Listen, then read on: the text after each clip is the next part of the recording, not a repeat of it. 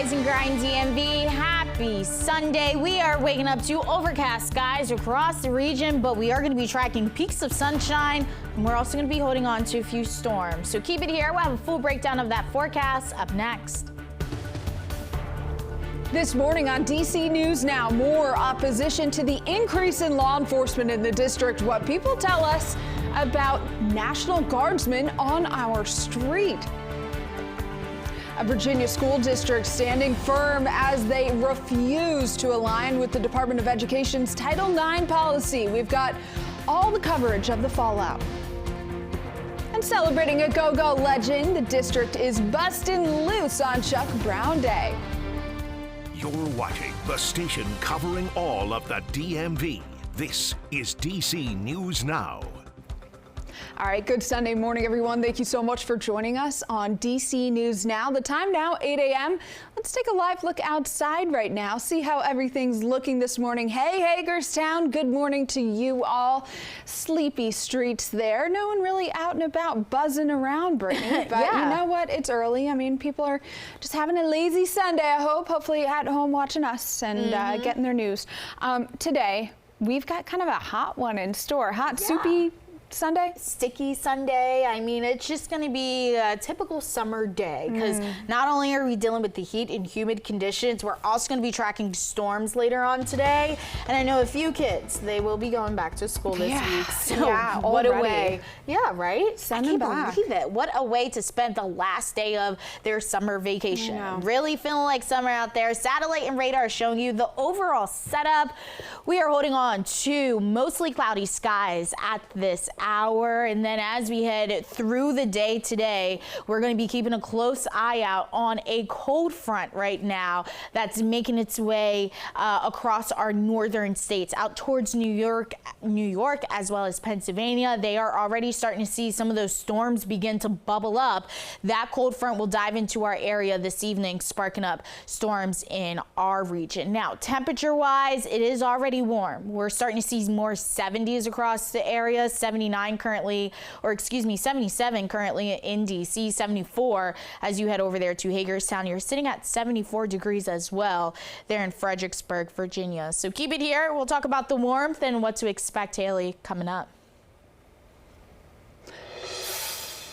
Thank you, Brittany. Well, in the district, police say that 3 men were stabbed on 8th Street in Northeast last night. Police say the stabbing happened around 5:30 p.m.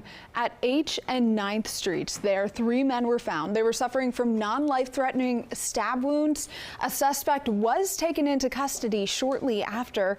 Police say there's no threat to the public. And another man was hurt in a stabbing in Northeast on Saturday morning. Police say it happened just after 3 a.m. at the intersection of 9th and H Streets, not far from Gallery Place Chinatown Metro stop. Officials say that a man was taken to the hospital, but he is expected to be okay. And new details on the D.C. law enforcement takeover by the federal government. A White House official just told us that U.S. National Guard troops deployed to D.C. may now be armed. This is an about-face from what defense officials said earlier last week, at the time saying that the guards weren't carrying weapons. Meantime, members of the Guard are spending their first weekend deployed on city streets after President Trump's takeover of the D.C. police force. Hundreds more may soon be on their way from West Virginia and South Carolina. We'll have more on that in just a moment, but first, residents continue protesting Trump's deployment to fight violent crime, which he claims is out of control. Many residents believe that federalizing the police force is unnecessary.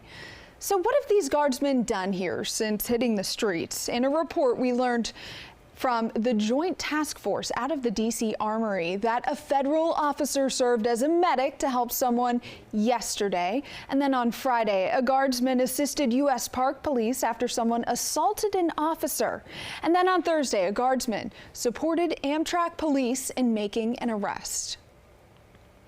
And things reached a boiling point on Saturday night in Mount Pleasant in Northwest, as there have been reports of increased efforts to deport those in the country illegally. Our Dave Wall reports those tensions have flared up. I can tell you to stop following. Crowds confront 3 reported ICE agents after a visit to a restaurant in the Mount Pleasant neighborhood. Stop your car! We did not see them take anyone into custody, just the latest in an emotional day around the district. Trump must go now! One of the rally cries from demonstrators as they descended on the White House. Protesters made their way from DuPont Circle to deliver their message. Troops on the corner, feds on the block. Several hundred demonstrators marched in opposition to the president using federal law enforcement agencies to patrol district streets. We need to have our independence, and this is not that. Lizzie Logan of Northeast objects to one particular agency as she shared her thoughts at the rally. The presence of the National Guard, and the National Guard honestly look very bored right now because there's nothing to do. Free DC! Free DC! Free DC! This protest is not the only way demonstrators spread their message. These sheets stand at Lamont Park in the Mount Pleasant neighborhood, targeting deportations. People told us they replaced another one that had been taken down Friday. That was Dave Laval reporting for us. You can catch all of our coverage of President Trump's takeover of the D.C. police force on DCNewsNow.com. You can also find reaction to the president's latest moves and what families in the district should expect. Plus, we break down all those violent crime statistics, which police say are at a 30-year low.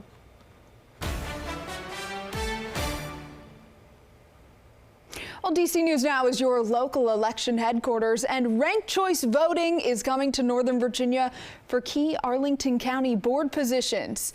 Voters can choose up to 3 candidates on the ballot. There are 5 candidates total running for an open Arlington County board seat.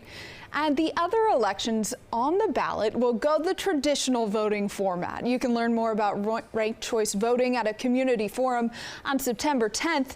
That's being held at the Leber Run Community Center. Election officials hope to have sample ballots available before Labor Day.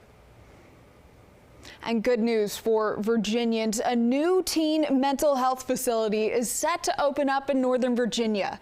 The facility could be opening in Chantilly as soon as next year to help with substance abuse disorders and crisis counseling. Officials say it'll have 16 beds to provide treatment for kids ages 13 to 17. The Community Services Board says the facility is a response to the shortage of available beds at Virginia's Youth Psychiatric Hospital. And Hurricane Erin currently churning in the Atlantic Ocean as a Category 3 hurricane. This storm exploding into a Category 4 hurricane in a single day before once again downgrading. The National Hurricane Center says Erin is going through structural changes and is still dangerous. Puerto Rico and the Virgin Islands are bracing for heavy rains, possible flooding, all because of those outer bands of Erin as it slides north of the islands this weekend. And Brittany, you were glued to your monitor yesterday, looking at the models and looking at Erin. You said very defined eye. Yes, it was a very defined eye wall yesterday during the show. And yes, it exploded into a Category 3 to a 4. And then by yesterday afternoon, it got to a Category 5. And that's the highest you could get when it comes down to a hurricane. Now, locally at home, it looks like high surf as well as rip currents will be the impacts that we see from Erin. But we're still going to closely watch it to see if Erin does decide to wobble or turn in a different direction. So continue to stay updated with us, but bringing it a little closer to home, I can't believe that summer is almost coming to an end and we are going to be holding on to earlier sunsets. In fact, today is the last 8 p.m. sunset here in Washington, D.C. for the 2025 season. The next 8 p.m. sunset will be May of 2026. So overall, we are slowly starting to lose some daylight, but keep it here. We'll talk more about the impacts of the weather closer to home, what to expect heading into the work week. Haley, coming up in just a bit.